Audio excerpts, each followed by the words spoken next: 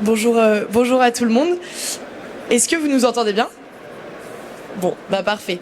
Je vais commencer par me présenter. Donc, enchantée, moi c'est Louise, Louise Langlin. Je suis présidente de la Fédération nationale des étudiants et étudiantes en kinésithérapie. Et je suis étudiante moi-même en kinésithérapie en 4e année à l'école de Nantes. Aujourd'hui, du coup, on a tenu avec l'ISNI, du coup, l'intersyndicale nationale des internes en médecine de France, à tenir cette table ronde qu'on a voulu nommer Soigner et apprendre à soigner en situation de handicap, parce qu'on est assez convaincus que le rôle de nos organisations en tant qu'organisation représentative des étudiants et des internes, c'est de sensibiliser aux enjeux du système de santé, aux enjeux de la société de manière générale, et donc évidemment l'inclusion des personnes en situation de handicap en fait partie. On a voulu axer cette table ronde en particulier sur le parcours que vivent les étudiants et les étudiantes, et ensuite en tant que professionnels de santé, donc les étudiants et étudiantes en santé au cours de leur parcours, que ce soit depuis l'orientation en passant par la formation initiale jusqu'aux perspectives professionnelles dans lesquelles ils et elles peuvent se projeter. Et voilà, donc sur ce salon et sur le village des métiers en particulier, on trouvait ça intéressant de voir comment les situations de handicap peuvent influencer les parcours de vie des étudiants et des professionnels de santé en situation de handicap. Et justement, parce qu'on va tous devenir ou être professionnels de santé, on pourrait se dire que c'est évidemment un milieu qui sait inclure au maximum les personnes en situation de handicap, et ça devrait l'être, mais malheureusement on l'a vu à travers différentes études, c'est pas forcément le cas. Mais avant de développer un peu plus, on va pouvoir laisser se présenter les personnes qui sont autour de moi. On peut commencer par vous, Pascal. Alors tu me vois. Ah oui, non, on a dit tu. Par toi, Pascal. Donc, président de Handidactique, administrateur de la FHF et engagé depuis des années pour les droits des personnes en situation de handicap. Moi, je te laisse te présenter. Bonjour, moi je suis extrêmement heureux de rejoindre les étudiants avec un grand mot, mais les étudiants vivant avec un handicap, c'est encore mieux. Hein, et je dois dire que d'avoir rencontré Carla et toutes ses équipes et tous les gens qui sont autour, moi je suis le papa de Romain qui a donné son nom à la charte Romain Jacob, que vous connaissez probablement, le jour de sa mort, à la demande de Marisol Touraine. Voilà, donc je suis extrêmement heureux de venir travailler avec vous, mais je crois que ce n'est qu'un début. On a décidé avec l'ISNI en mois de septembre de faire une teuf d'enfer, hein, pour parler de tout ça. Mais dans ce que tu as dit, Louise, il y a deux choses. C'est vivre avec un handicap d'abord, et la deuxième chose, c'est de faire en sorte que la société soit accueillante et accompagnante pour que les métiers de santé soient ouverts sans que ça soit la galère pour le soignant.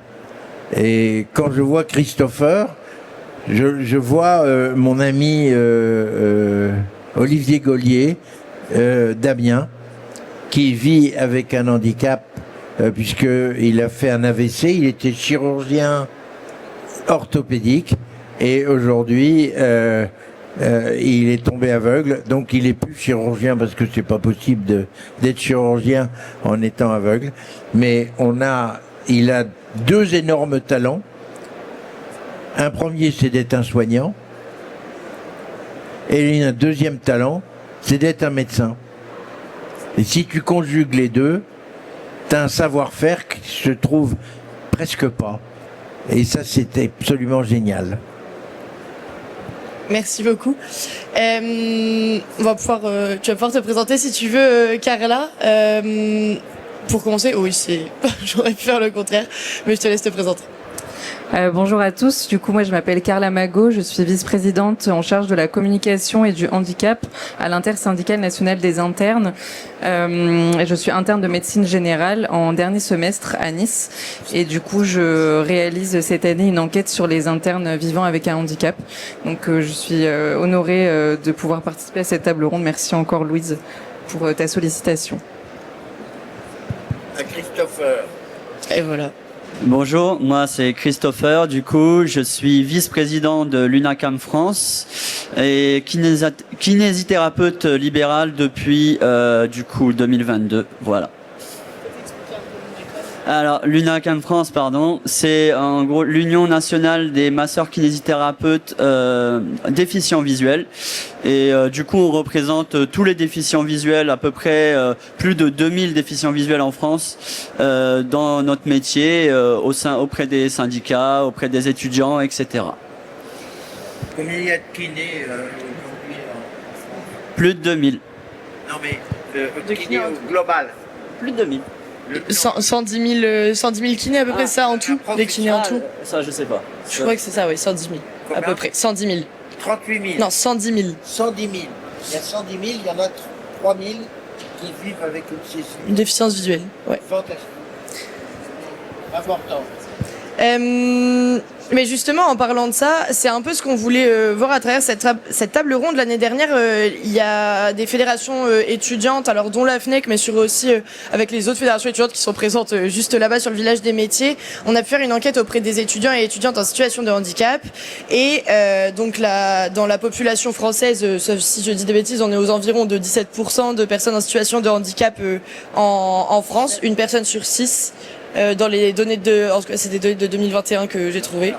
Peut-être corriger un peu cette donnée. Il y a aujourd'hui en France, grosso modo, 8 millions de dossiers dans les maisons départementales du handicap. Il y en a la moitié qui sont des dossiers actifs. Qu'est-ce que c'est qu'un dossier actif? C'est un dossier dans lequel on a au moins donné une carte de stationnement. Voilà. Ça veut dire qu'en gros, on est à 4 millions de personnes vivant avec un handicap reconnues par l'État. Est-ce que ça, c'est mieux que de dire 12 millions? Parce que quand on dit 12 ou 15 millions, quand on regarde ce qui se passe dans les autres pays d'Europe, comme l'Allemagne, l'Angleterre ou d'autres, on passe un peu pour des pignoufs. Oui, je pense qu'il y a une différence, c'est sûr, et c'est bien des freins entre la reconnaissance de l'État des personnes en situation de handicap et les personnes qui sont en situation de handicap dans la vie de tous les jours. Mais en tout cas, voilà, on est sur cette notion-là de proportionnalité. Et le chiffre qu'on voulait amener, c'est que dans l'enquête qu'on a fait, c'est seulement autour de 2,2% des étudiants et étudiantes en santé qui se déclarent en situation de handicap. Donc c'est beaucoup moins. Et le but de cette enquête, ça a été un peu d'explorer le pourquoi on a si peu d'étudiants et étudiantes en situation de handicap dans nos études et donc par la suite professionnelle. Et il y a plusieurs hypothèses qui ont été faites. Je sais pas, c'est là où j'aimerais bien avoir vos éclairages. On a pu discuter un petit peu et avoir des retours sur le fait qu'il y avait beaucoup de représentations comme quoi les métiers du soin, de l'accompagnement pouvaient ne pas être adaptés, des représentations d'incompatibilité et peut-être aussi des phénomènes du coup à la suite de ça d'autocensure des personnes en situation de handicap qui souhaitent s'orienter. Voilà, sur l'orientation vers les études de santé, quels sont les freins vous pensez et quels sont les leviers aussi? Peut-être Carla, si tu veux. Bon, je commence du coup. Je parle un peu pour la part des étudiants en médecine, mais je pense que ça doit être pareil pour tous les étudiants en soins. On constate vraiment une réelle invisibilisation du handicap dans les études de santé.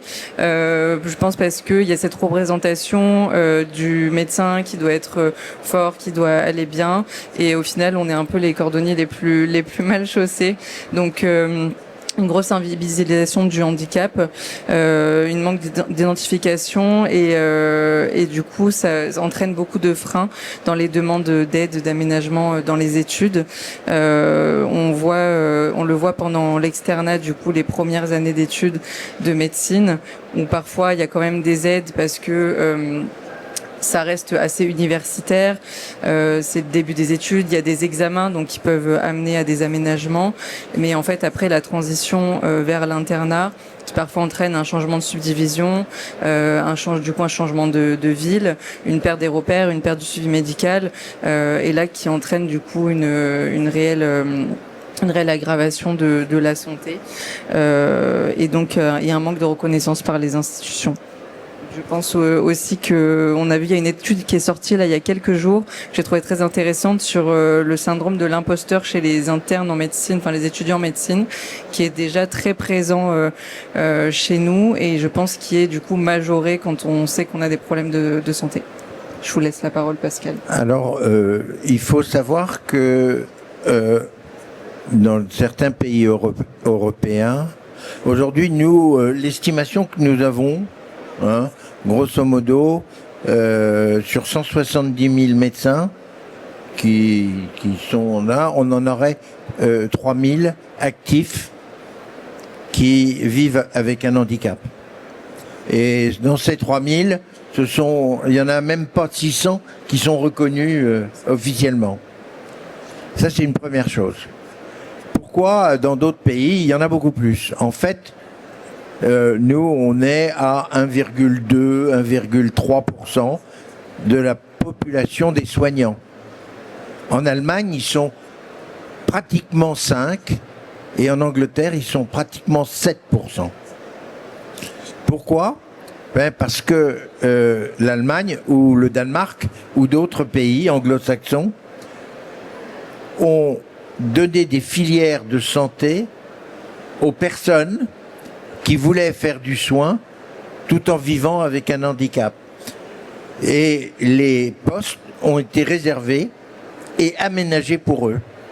Eh bien, quand vous allez dans un certain nombre d'hôpitaux, vous retrouvez, et je pense que ça c'est quelque chose qu'il faut qu'on mette en place en France et qu'on le fasse assez vite parce que la richesse d'avoir une personne vivant avec un handicap dans un hôpital, ben c'est quelqu'un qui est un soignant, déjà c'est une richesse, et qui vit avec un handicap, ça veut dire qu'il est le premier expert de son handicap et il est le seul à avoir l'expérience de vivre avec.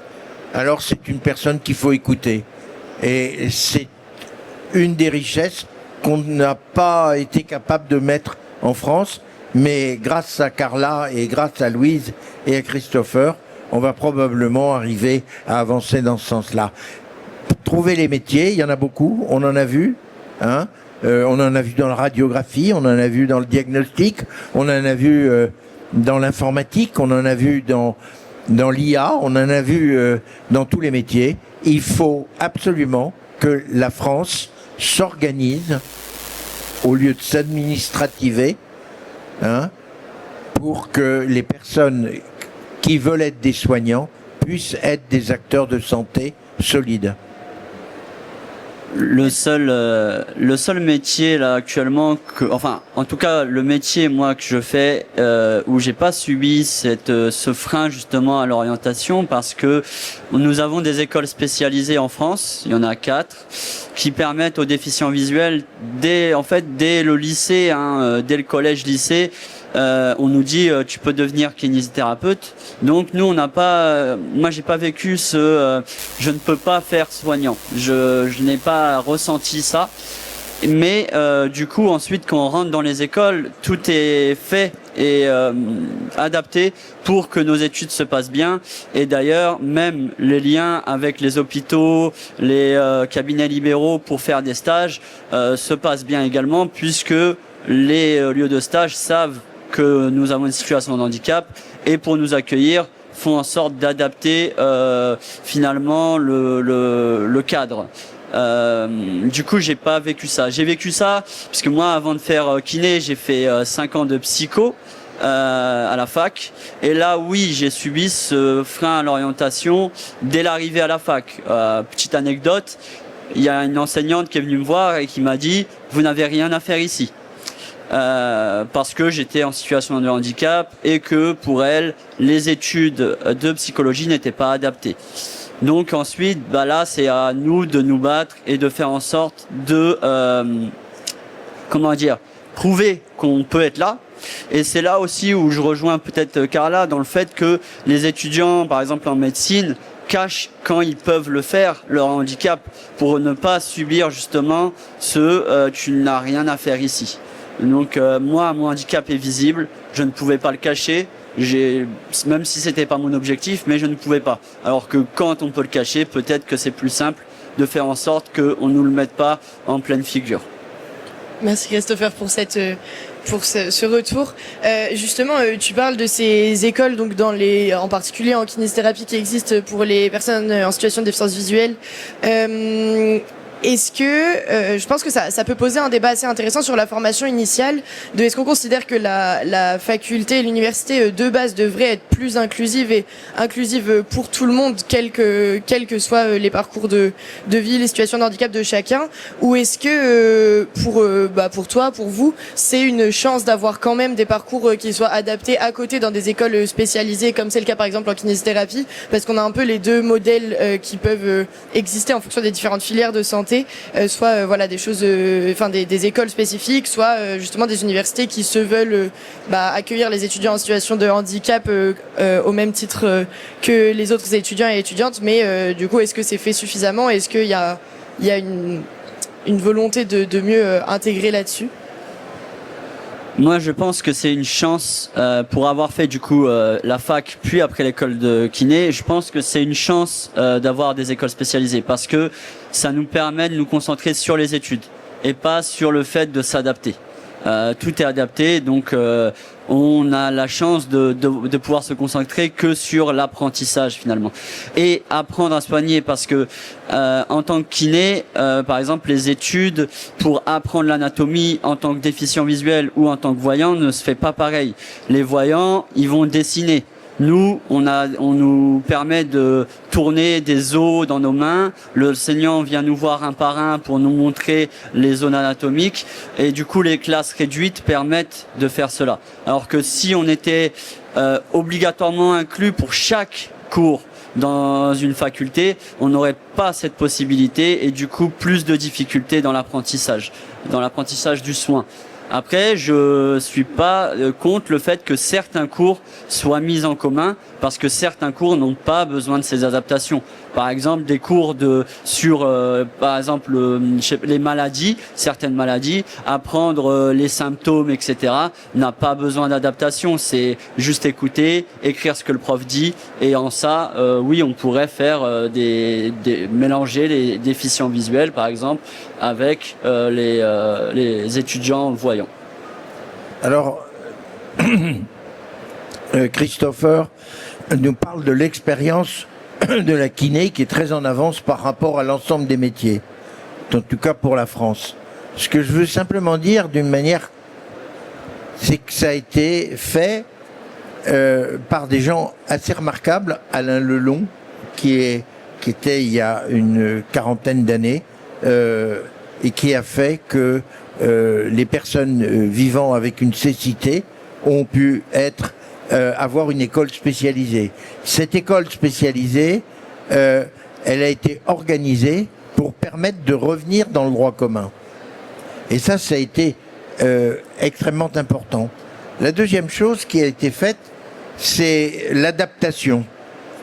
L'adaptation d'une formation, c'est indispensable et incontournable, surtout quand il s'agit de la santé. Les méthodes d'approche est nécessaire pour que les personnes puissent...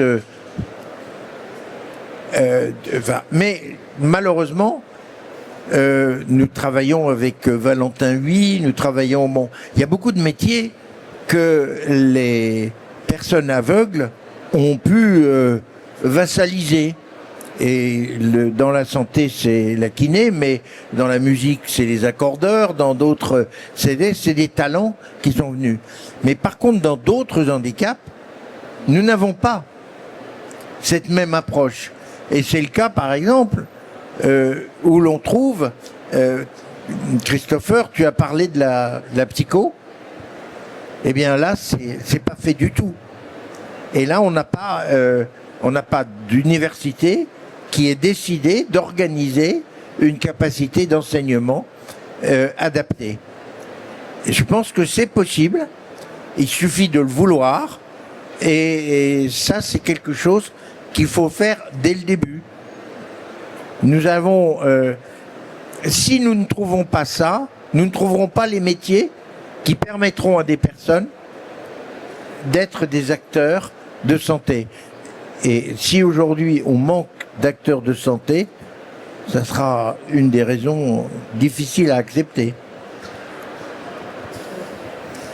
Bon, évidemment, nous, dans les études de médecine, on n'a aucune structure du type des études de kiné, malheureusement.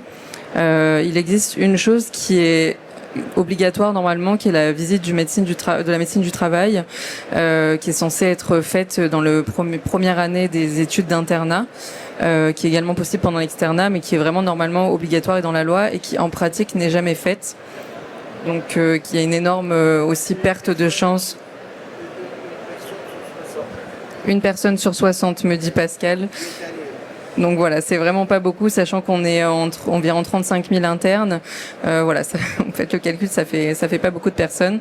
Ça entraîne beaucoup de retard sur des aides. Je vous donne un exemple personnel. Moi, je suis en situation de handicap également, et j'ai passé, on va dire, au moins 6 mois de mon premier semestre à essayer de trouver des contacts dans ma faculté pour avoir des aménagements qui normalement devraient être faits de base dans un monde idéal. En tout cas, j'aimerais réussir à harmoniser ça dans toutes les facultés, d'avoir des relais handicap, des interlocuteurs avec qui discuter pour chaque situation dans chaque faculté, donc chaque centre universitaire, et ce qui n'est vraiment pas du tout fait en pratique, en tout cas pour l'internat. Alors Carla, il faut dire quand même, et peut-être que Vesna pourra nous le confirmer, c'est au mois de novembre que nous avons signé avec l'ensemble des doyens, avec toutes les universités de médecine, toutes les universités de maïeutique, toutes les universités de pharmacie et toutes les universités d'odontologie. Alors c'est très important parce qu'on commence maintenant à travailler avec les autres écoles. Ce qu'il y a d'important, c'est que maintenant c'est parti. Mais ce n'est pas que de signer la charte.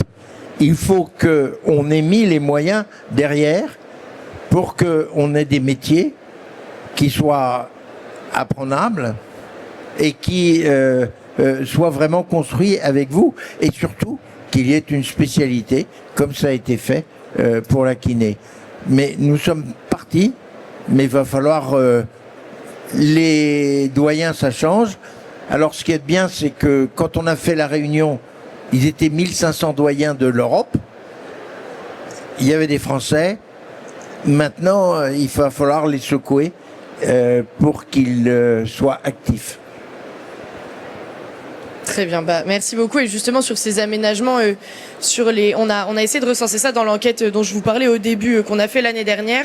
Les étudiants en situation de handicap qu'on a interrogés de différentes filières de santé déclaraient pour 70% seulement avoir des adaptations, enfin les adaptations qui leur étaient nécessaires lors de leurs examens, donc qui sont déjà des moments stressants, on le sait, pour tous les étudiants et étudiantes. Et quand on passe en terrain de stage, donc un peu ce dont on pouvait parler aussi, il y a seulement 30% des terrains de stage qui permettent des adaptations pour les étudiants et étudiantes en situation de handicap, en tout cas qui ont pu être accompagnés sur leur terrain de stage. Donc évidemment, on sait que le moment de stage, le moment clinique est très important pour un étudiant en santé qui construit son parcours professionnel, et quand il n'est pas adapté pour 70% d'entre elles et eux, forcément on peut se douter que ça impacte grandement la formation. Et justement, donc à la suite de la formation, alors des études plus ou moins longues en fonction de nos différentes filières, mais il y a tous ces perspectives professionnelles construit l'envie de se projeter dans la vie professionnelle qu'on veut avoir. On sait que dans les établissements, c'est un chiffre qui sort du rapport de la FHF justement qui est sorti en 2016 sur les établissements de formation des étudiants, des instituts de formation paramédicaux en France, et sur tous les instituts qui existent, il y a que 80% de ces instituts-là n'ont aucun lien avec un acteur de l'insertion professionnelle, de l'orientation, qui soit formé aux problématiques que peuvent rencontrer les étudiants en situation de handicap quand ils veulent rentrer dans la vie professionnelle. Donc ça, forcément, j'imagine que c'est un gros frein et que ça pose des difficultés pour l'entrée dans la vie active. Comment peut-être vous l'avez vécu, et quelle vision vous en avez de cette transition qui se fait entre études et vie professionnelle? Peut-être Christopher, si tu veux commencer, je sais pas.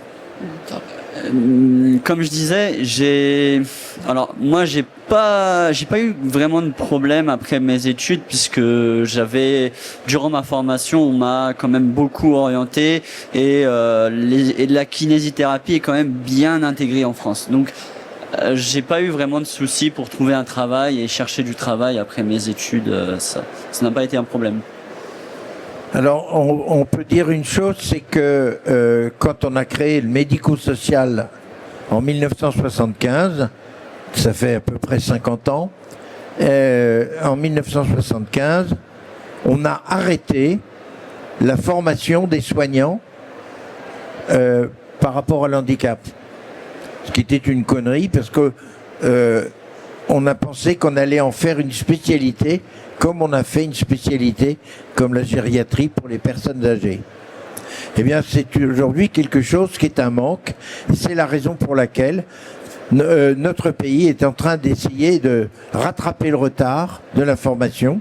Aujourd'hui, nous avons réussi à rencontrer 22 universités qui ont démarré la sensibilisation et la formation à l'handicap, dont 8 ont une formation spécifique à l'handicap de la 2e année jusqu'au clinica, au départ de Reims. Voilà. Et ça, c'est très très important. C'est nouveau et il faut que ça tienne. Du coup, merci pour ton exemple, Christopher, parce que c'est vraiment la preuve que quand on a des adaptations spécifiques, ça fonctionne bien et qu'il y a une bonne transition du coup vers la vie active après. Nous, on va dire qu'il y a 2 types de pratiques dans nos études. Ça va être après hospitalier ou libéral. Il y a peut-être un peu plus un suivi quand on reste en hospitalier parce qu'on reste dans des équipes. Il y a une possibilité donc d'avoir accès à la médecine du travail quand c'est disponible. Mais du coup, quand on travaille en libéral, il y a vraiment aucun relais, aucune transition et ça, c'est assez problématique. Bon, ce qui est important, et ce que disait Pascal, c'est qu'il faut former dès le début.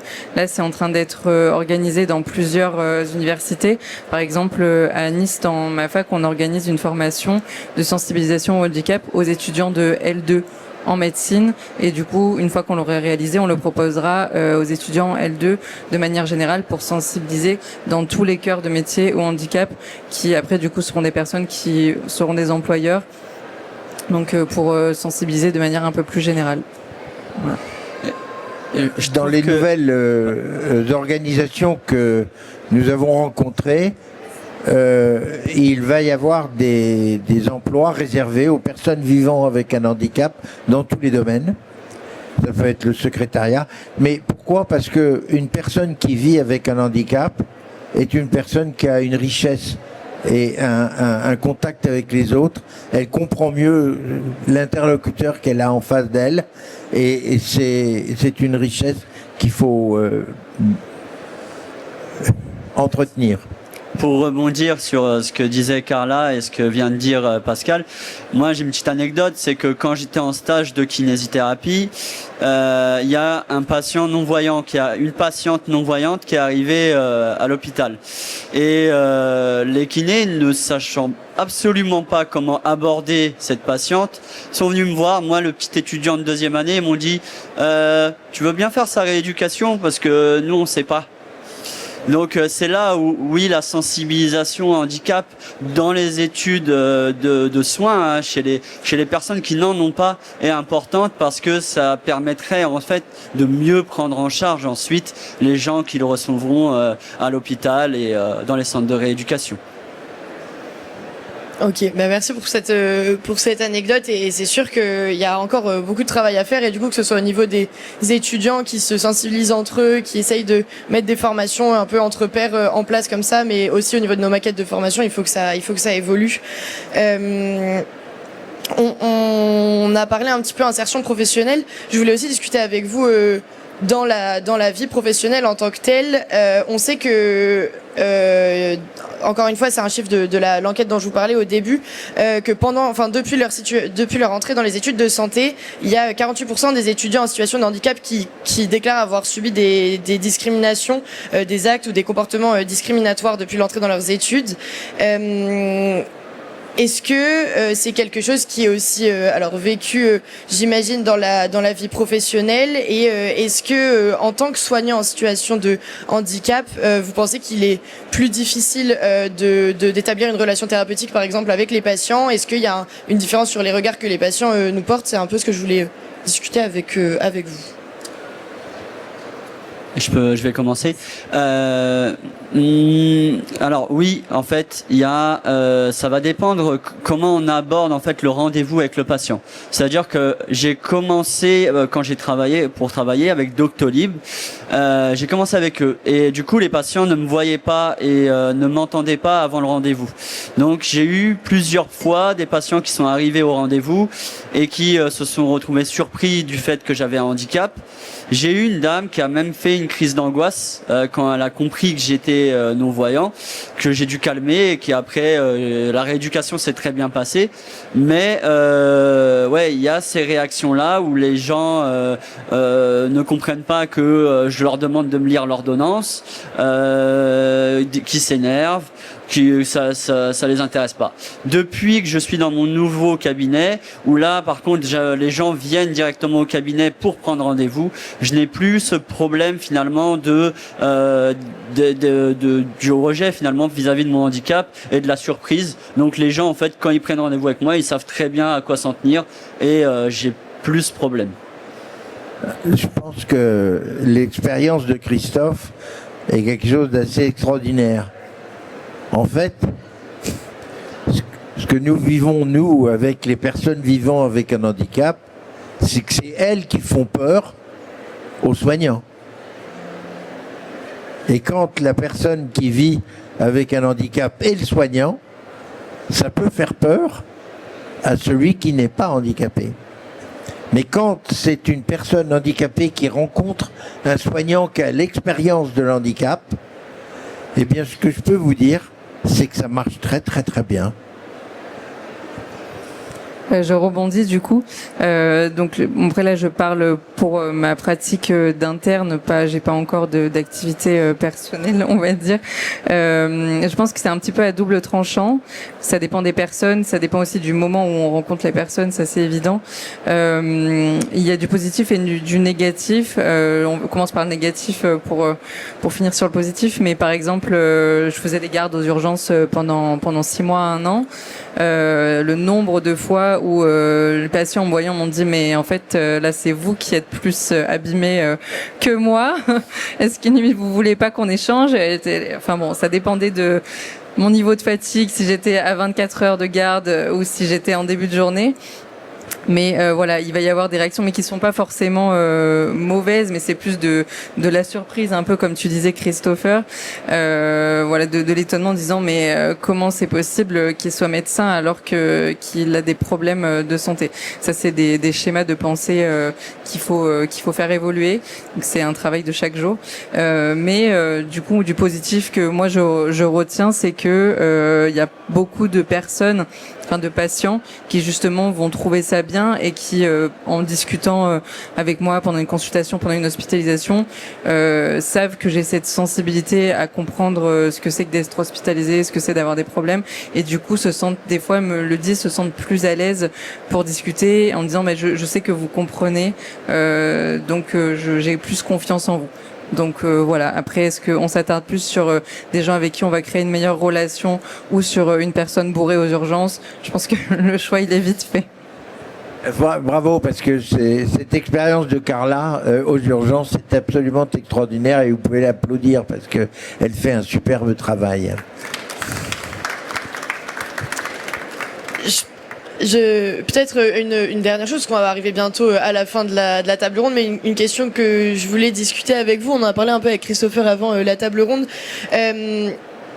c'est pour continuer un peu ce parcours des soignants et des soignantes en situation de handicap au niveau de l'évolution professionnelle, que ce soit évolution dans la carrière, volonté de continuer à se former ou enfin voilà, évoluer dans sa carrière, et aussi vis-à-vis de l'évolution de nos professions qui, mine de rien, que ce soit avec le numérique en santé, avec toutes les autres innovations en santé qui arrivent dans le monde de la santé, de plus en plus, qui sont déjà d'ailleurs.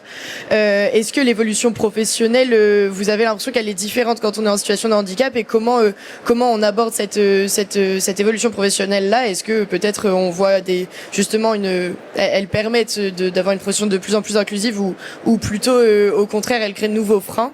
Quel est votre regard là-dessus?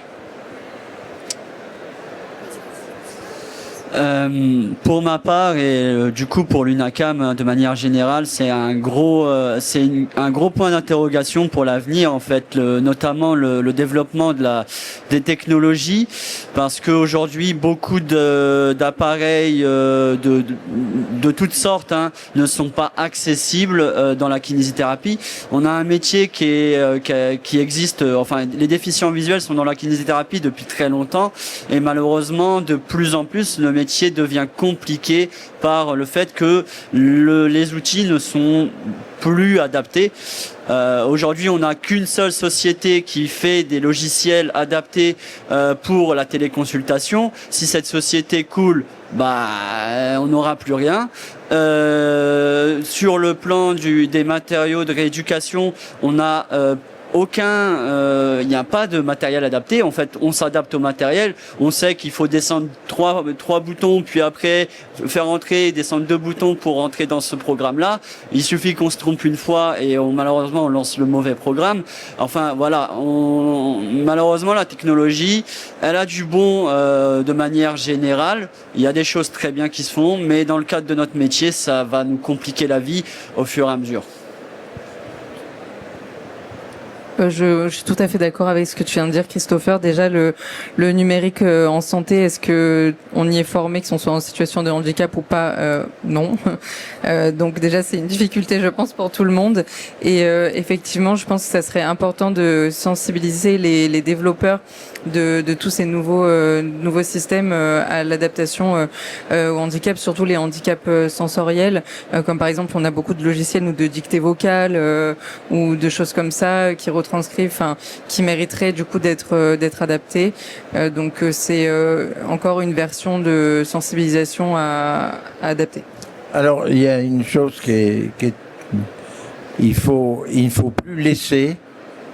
Et il faut que on mette dans le législatif le fait de produire des choses adaptées. Ce n'est plus possible de laisser passer un certain nombre de choses qui font que on se retrouve pour certaines personnes vivant avec un handicap devant une porte fermée. C'est pas possible. Et ça, et le matériel qui n'est pas adapté ne devrait pas être fait. Ce n'est pas beaucoup de travail à faire en plus, mais il faut le faire. Nous avons, à Castres, lancé des opérations avec les start-up pour adapter les outils à l'handicap. Il y a une énorme créativité qui se fait. Il faut simplement la vouloir. Et dans tous les pays, il y a des aides de l'État pour y parvenir. C'est-à-dire qu'on a une application.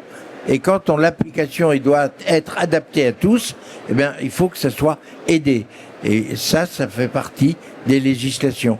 Là, l'outil informatique a besoin d'un énorme progrès parce que c'est le barrage de 50% des personnes vivant avec un handicap pour avoir simplement accès à leurs propres droits. Très bien, mais je pense qu'on va bientôt arriver à la fin de la table ronde. Peut-être pour conclure, est-ce que on a parlé pas mal des freins qui pouvaient exister actuellement, mais aussi des choses qui marchaient bien. Pour essayer d'améliorer les choses, est-ce que vous auriez peut-être chacun et chacune un mot de la fin et peut-être une grande piste d'amélioration sur lesquelles il faudrait vraiment travailler de manière prioritaire, peut-être, ou plusieurs, s'il y en a plusieurs, c'est pas grave, on a un petit peu de temps encore, à mettre en place là bientôt pour que chaque soignant ou chaque même jeune qui a envie de devenir soignant et qui est en situation de handicap puisse le devenir et puisse l'être de manière sereine. Vous voulez commencer, Pascal? Allez, Christophe Schwartz. Alors moi je pense que l'une des pistes ça serait d'arrêter de vouloir adapter pour un type de personne spécifique les choses, mais de penser en plus global, parce qu'aujourd'hui c'est ce qui freine notamment par exemple dans la technologie, c'est qu'on veut créer des outils que pour les aveugles, alors qu'en fait il suffirait de créer un outil pour tout le monde où au-dessus on peut activer une option pour les personnes en situation de handicap. Et ça serait pareil pour tout en fait. Aujourd'hui, on voit dans certains partout, on fait comment dire, on adapte pour un handicap, mais on pense pas au deuxième. Donc en fait, adapter pour tout le monde, sans forcément utiliser plus de moyens, ça serait la piste. Après, j'ai pas plus d'idées en vrai. J'ai pas beaucoup plus d'idées. Et toi, Carla? Non, bah après c'est un peu tout ce qu'on a dit depuis le début, mais je pense que sensibiliser et former, c'est vraiment les deux mots importants. Donc pour les soignants et pour les personnes qui sont autour, donc même le personnel RH. Enfin, faut vraiment sensibiliser tout le monde, les former, même je pense aussi aux élèves directeurs d'hôpitaux que je vais rencontrer prochainement, essayer de sensibiliser tout le monde dès le début de leur étude et le faire à plusieurs temps pour faire des piqûres de rappel, on va dire.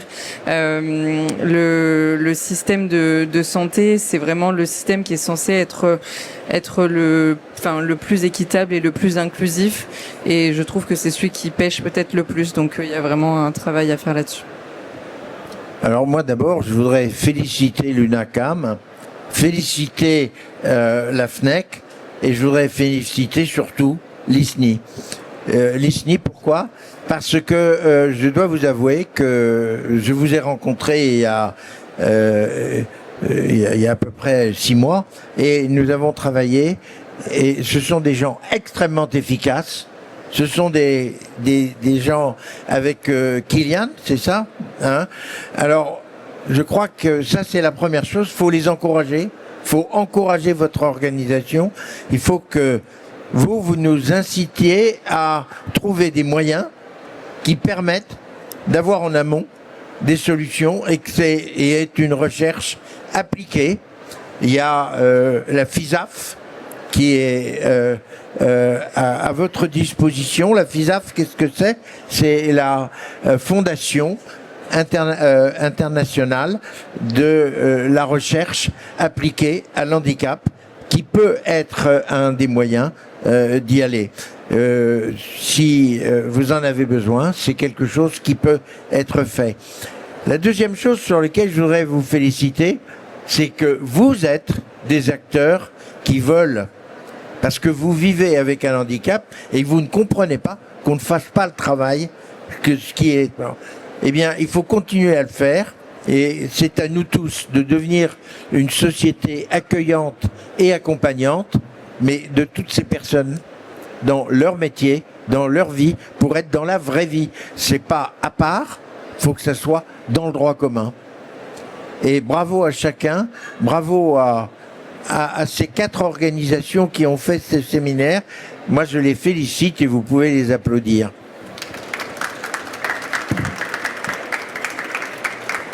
Très bien. Et merci beaucoup pour vos expertises, votre regard sur toutes ces pistes-là. Je pense que voilà, de nombreuses pistes ont été relevées dans les différents rapports qu'on a pu citer. Moi, je vous ai parlé de l'enquête des fédérations étudiantes, du rapport de la FHF, mais il y en a de nombreuses qui sont des recommandations. Au niveau de nos organisations aussi étudiantes, il y a beaucoup de pistes qui sont relevées de ces enquêtes-là.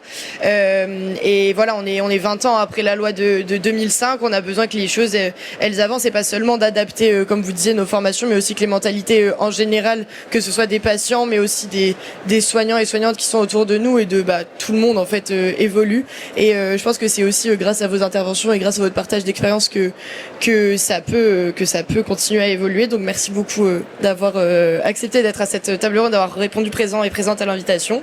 Et on va pouvoir vous laisser avec la prochaine intervention. Donc voilà, merci encore, merci à vous. Merci.